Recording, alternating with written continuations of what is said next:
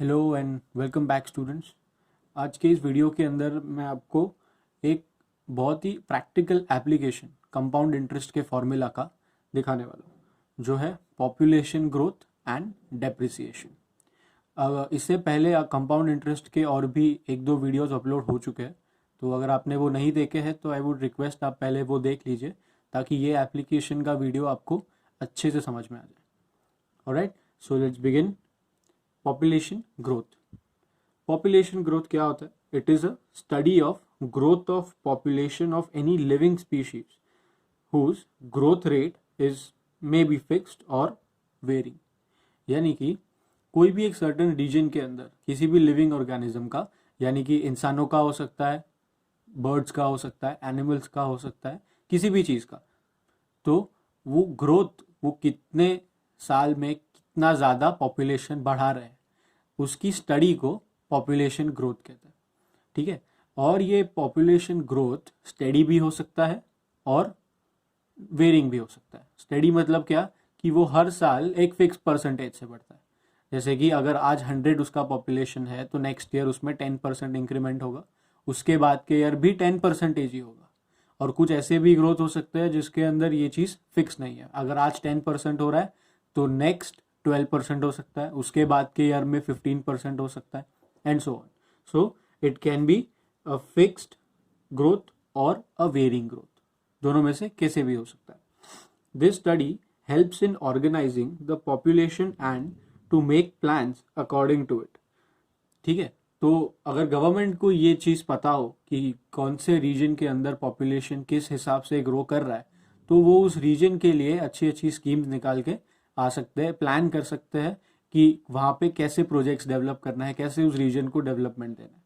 ठीक है, so let us see an example कि ग्रोथ हम एग्जैक्टली कैलकुलेट कैसे करते हैं। सो लेट अस से कि इन 2005 population of certain region is 15,000 and is growing at the 6% every year.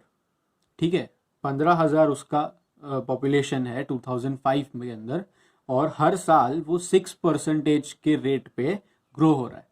अब यहाँ पे ये चीज फिक्स्ड है, हर साल 6% ही बढ़ रहा है, वेरी नहीं हो रहा है। Then find the population after 2 years, कि वो 2 साल के बाद 15,000 का बढ़ के कितना होने वाला है। सो हम लोग क्या लिख रहे हैं? Present population is equals to P, let's say, which is equal to 15,000 question के अंदर दिया हुआ है। Growth rate R is equals to 6% per annum, क्योंकि वो हर साल 6% बढ़ने वाला है। And time period they have asked for is 2 years।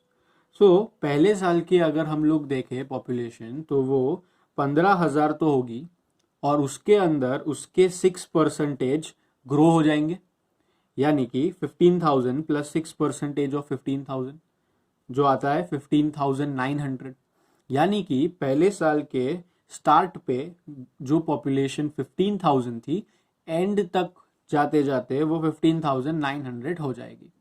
यानी जब तुम सेकेंड ईयर में एंटर करोगे तब तुम्हारी पॉपुलेशन 15,900 होगी।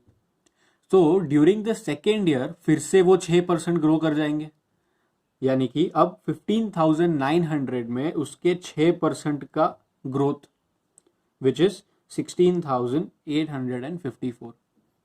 अगर कंपाउंड इंटरेस्ट के इससे पहले के वीडियो भी आपने देखे हैं तो इसमें पता होगा कि हम लोग अमाउंट फाइंड करने के लिए भी यही अप्रोच यूज करते हैं कि फर्स्ट ईयर के स्टार्ट पे कुछ आता है अमाउंट, उसको हम सेकेंड ईयर का प्रिंसिपल कंसिडर करते हैं और उसके बाद उसमें वापस एक इंटरेस्ट को ऐड करते हैं।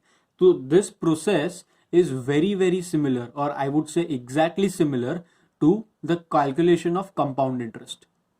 तो कंपाउंड इंटरेस्ट का जो फॉर्मूला हमने यूज किया था वो भी इसके लिए यूज हो सकता है। लेट अस वेरीफाई कि वो यूज करने के बाद भी क्या आपको सेम आंसर आता है।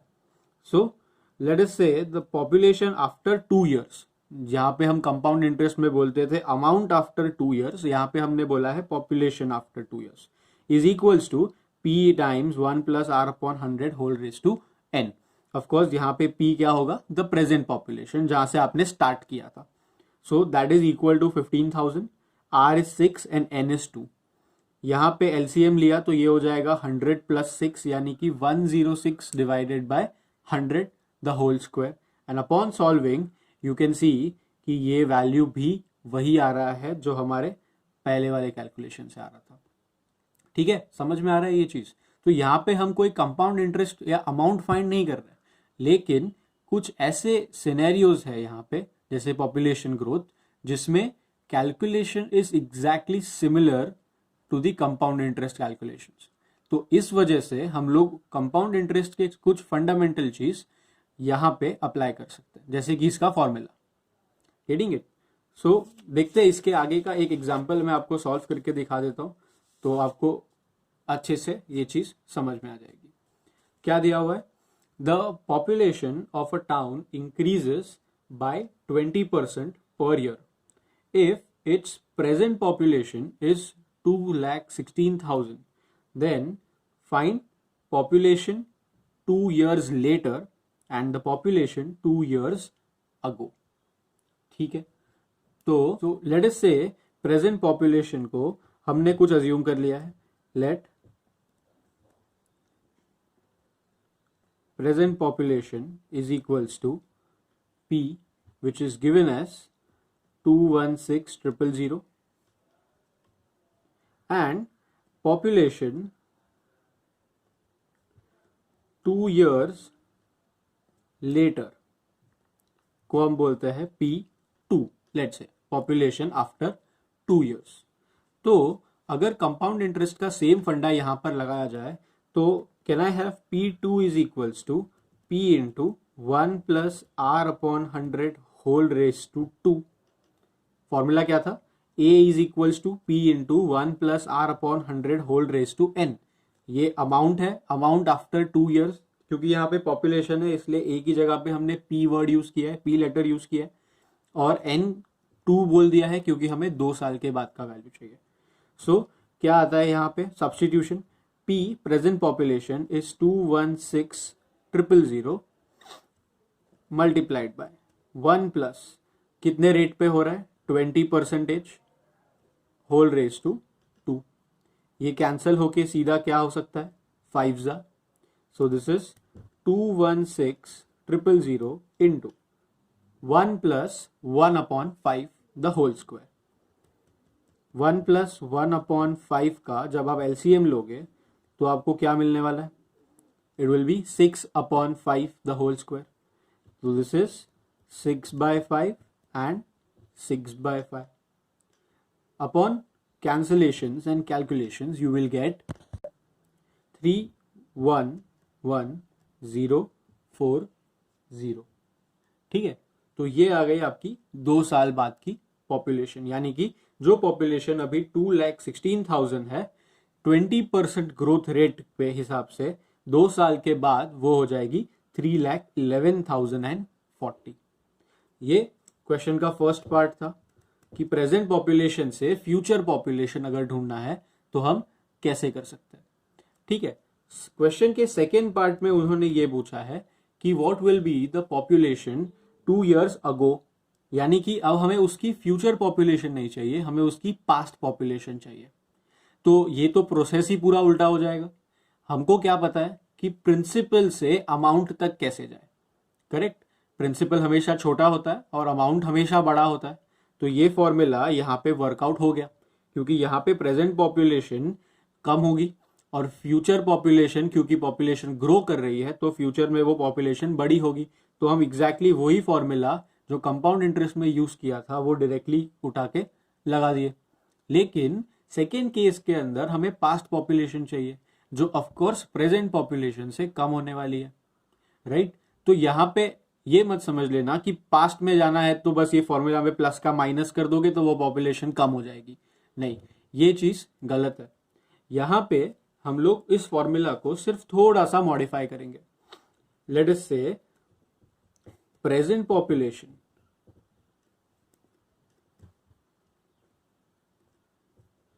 is P2, which is given as 2,16,000 and population 2 years ago is equals to P। क्यों ऐसा लिया हमने? अगर मैं 2 साल पहले की पॉपुलेशन को P अज्यूम कर रहा हूं तो यहां से इस P की पॉपुलेशन से 2 साल बाद आगे जाने पे मुझे ये पॉपुलेशन मिलना चाहिए। तो अब ये चीज हमारे प्रिंसिपल और अमाउंट की तरह दिख रहा है कि अगर 2 साल पहले उसकी पॉपुलेशन P है तो 20% ग्रोथ रेट के हिसाब से 2 साल बाद वी शुड गेट P2। ठीक है, तो यहां पे can we have this formula P2 is equals to P times 1 plus R upon 100 whole raise to N, but now P2 and P के वैल्यूज वी हैव ऑल्टर्ड। ठीक है, यहां पे P2 का वैल्यू कितना दिया हुआ है 21600 is equals to P unknown है and 1 plus 20 upon 100 the whole raise to 2। फिर से यहां पे सेम कैलकुलेशंस आएंगे, so you will get 21600 is equals to P times 6/5 into 6/5, इसका होल स्क्वायर 6/5 इंटू 6/5। तो जब ये चीज तुम या इक्वल टू के इस साइड से इस तरफ लेके आ जाओगे तो what do we get 2,16,000 multiplied by ये दोनों 5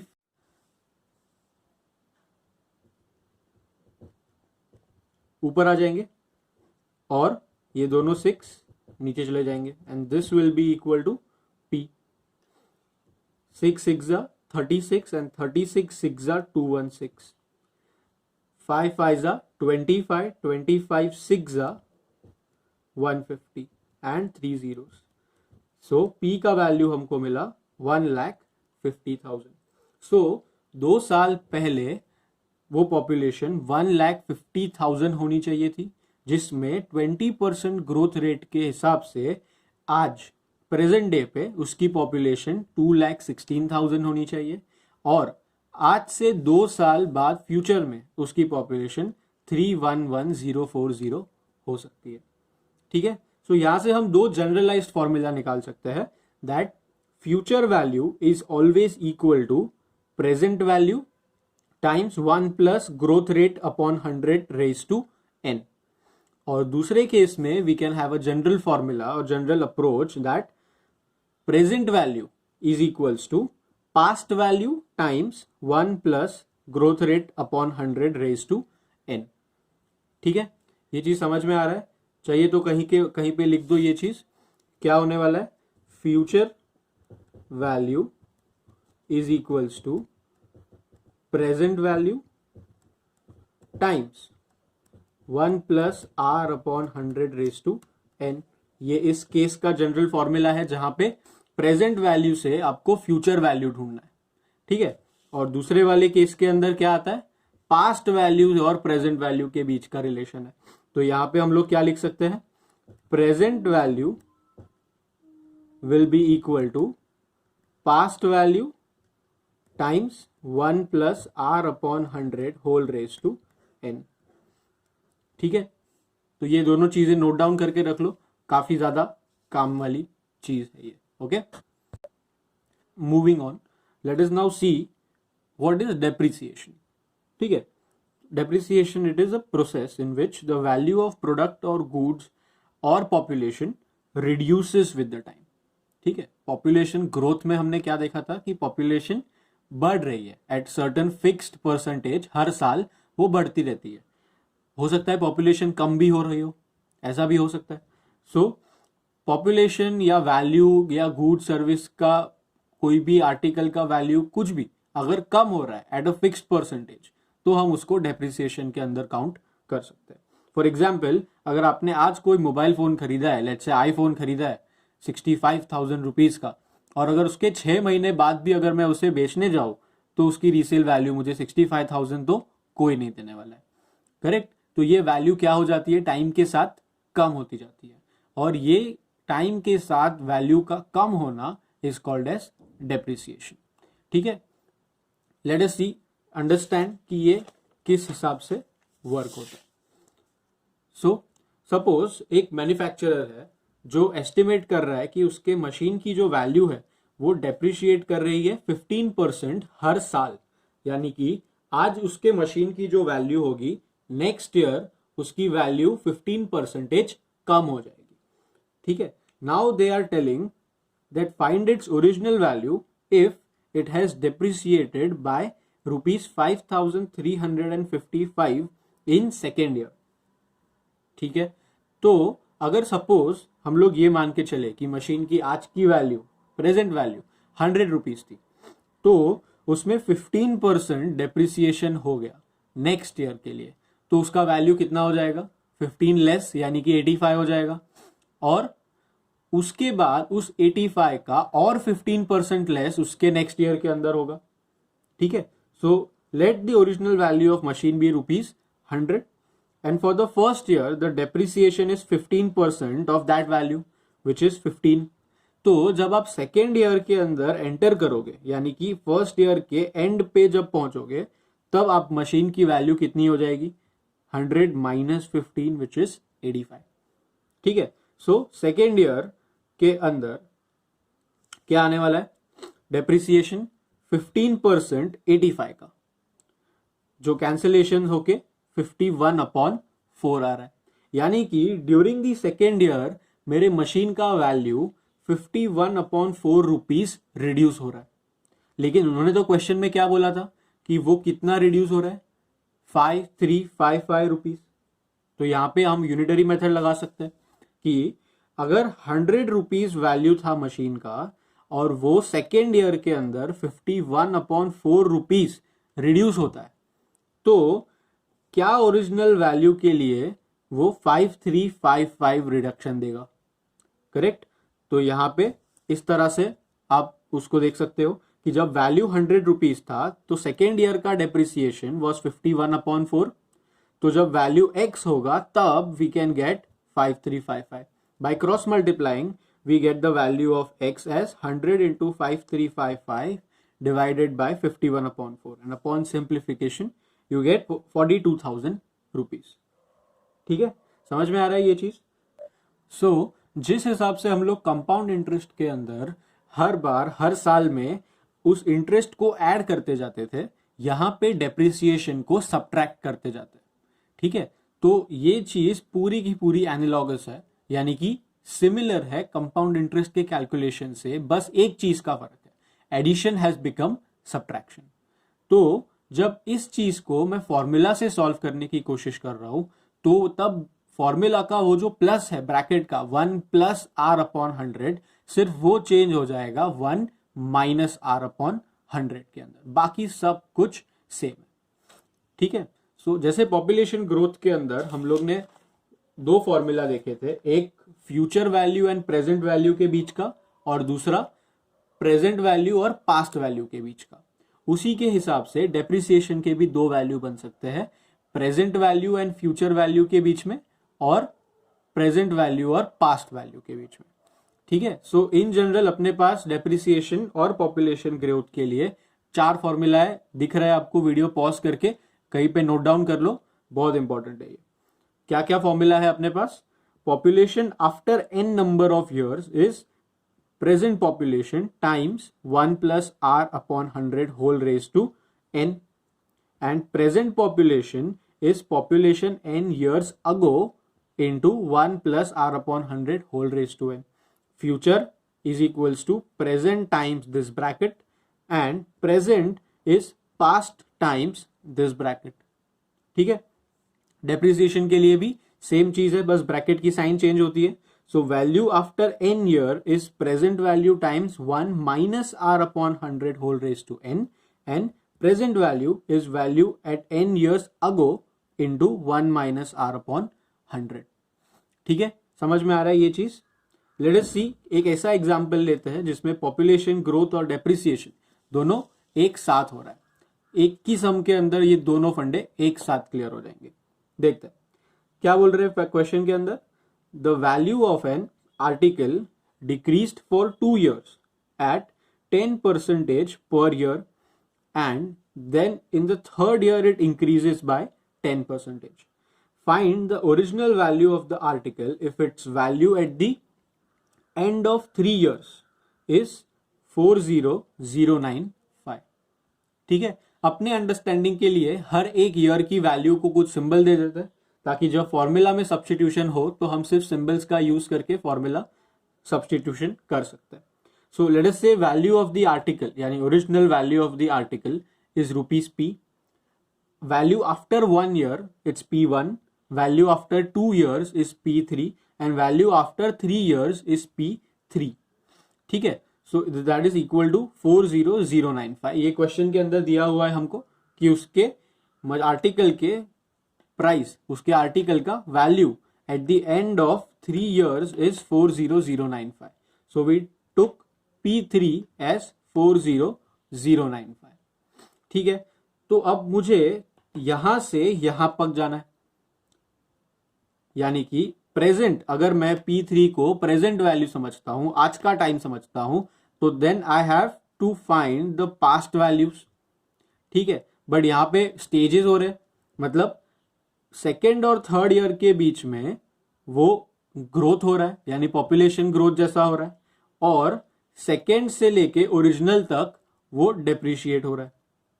क्वेश्चन पढ़ा है, the value of an article decreased for 2 years at 10% per year. यानी ओरिजिनल से 2 साल तक डेप्रिसिएशन का फंडा फॉलो हो रहा है और सेकेंड से थर्ड साल के बीच में पॉपुलेशन ग्रोथ का फंडा यूज हो रहा है. ठीक है. तो अपने पास फॉर्मूला तो दोनों के ही है.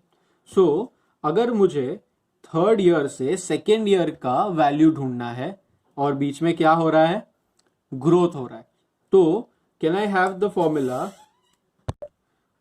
क्या था फॉर्मूला अपना? फ्यूचर वैल्यू और प्रेजेंट वैल्यू के बीच का नहीं. हमको क्या चाहिए, अगर मैं थर्ड ईयर को प्रेजेंट ले रहा हूं तो मुझे सेकेंड ईयर यानी उसके पास्ट ईयर का वैल्यू चाहिए. सो फॉर्मूला भी हम कौन सा लगाएंगे, जिसमें प्रेजेंट वैल्यू और पास्ट वैल्यू के बीच का कनेक्शन है. सो क्या था वो formula? Present value is equals to past value times 1 + r/100^n.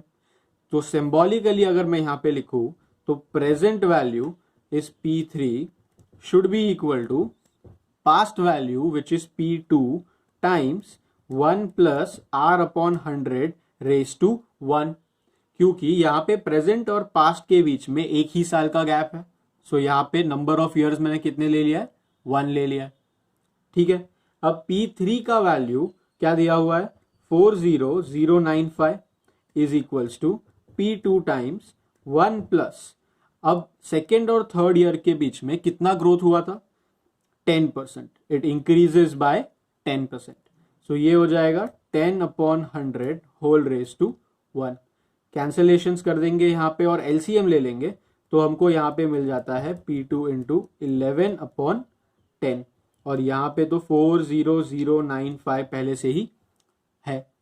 So upon solving P2 का वैल्यू हमें क्या मिलने वाला है यहाँ पे, therefore P2 is equals to 40095 into 10 जो नीचे था वो ऊपर आ जाएगा और 11 जो ऊपर था वो नीचे चला जाएगा. अब अगर डिविजिबिलिटी टेस्ट पता है तो देखो यहाँ पे ये 11 से डिविजिबल है, ऑल्टरनेट नंबर्स का एडिशन सेम आता है 9 and 9. सो ये 11 से डिविजिबल है तो कितना आ जाएगा, 11 3 33 बचा 70, 11 6 66 बचा 49, 11 4 44 बचेगा 55 एंड 11 5 55. तो P2 का वैल्यू हमें क्या मिल जाता है, 36450. ठीक है. समझ में आ रहा है ये चीज. अभी हमको क्या करना है, P2 से P तक जाना है. तो P2 से P तक जाने में क्या हो रहा था, डेप्रिसिएशन हो रहा था. कितने परसेंटेज पे, 10% पे. करेक्ट. तो डेप्रिसिएशन के अंदर दो फॉर्मूला है अपने पास, एक प्रेजेंट और फ्यूचर वैल्यू के बीच में और दूसरा प्रेजेंट और पास्ट वैल्यू के बीच में. अब मुझे यहाँ पे अगर P2 का वैल्यू मुझे पता है और मुझे उससे पहले के 2 साल में जाना है, यानी कि मुझे प्रेजेंट वैल्यू से 2 साल पास्ट में जाना पड़ेगा.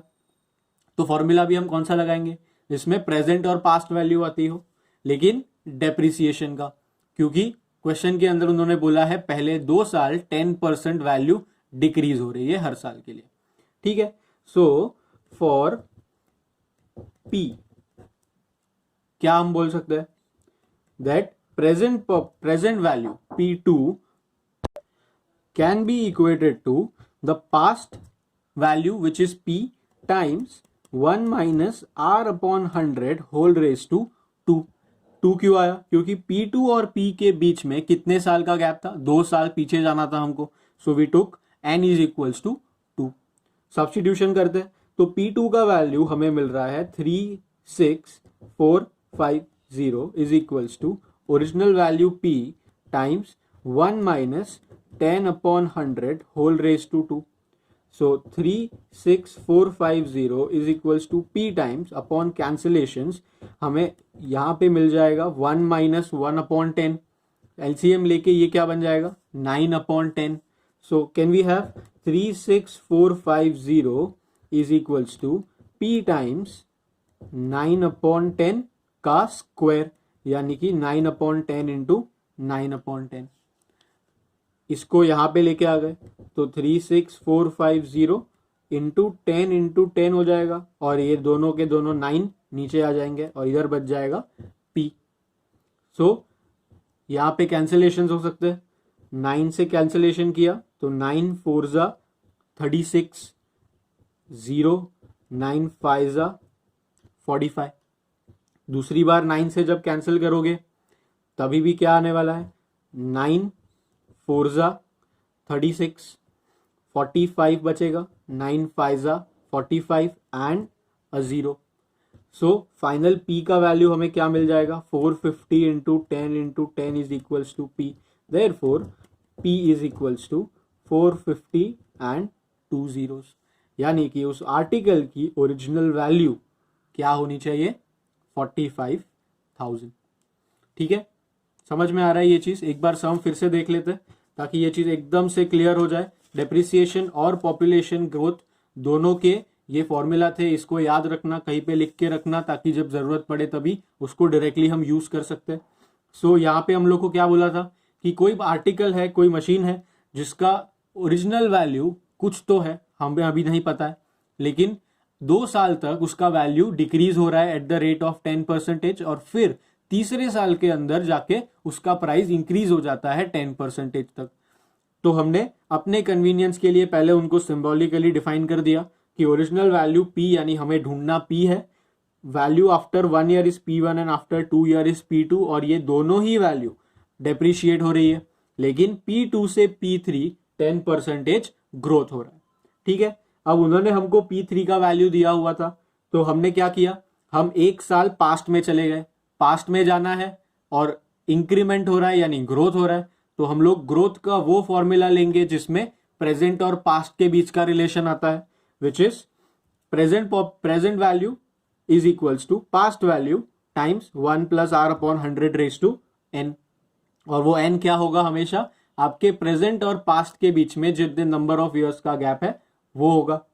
सो अपॉन सिंप्लीफिकेशन ये हमको P2 का वैल्यू दिया और वो P2 का वैल्यू कितना आया था? 36450।